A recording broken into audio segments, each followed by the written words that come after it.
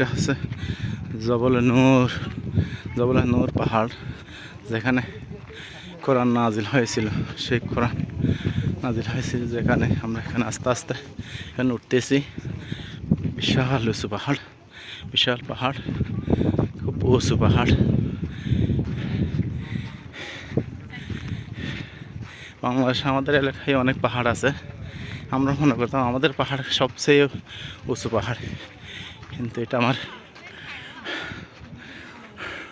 ভুল ধারণা। এই সৌদি আরব মক্কানগরীতে সবচেয়ে উঁচু পাহাড়। আল্লাহ,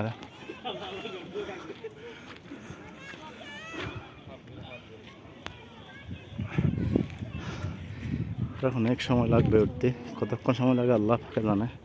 দেখি ইনশাআল্লাহ দেখে আসবো।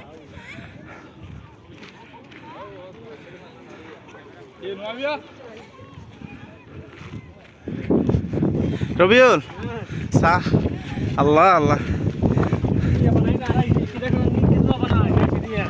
হ্যাঁ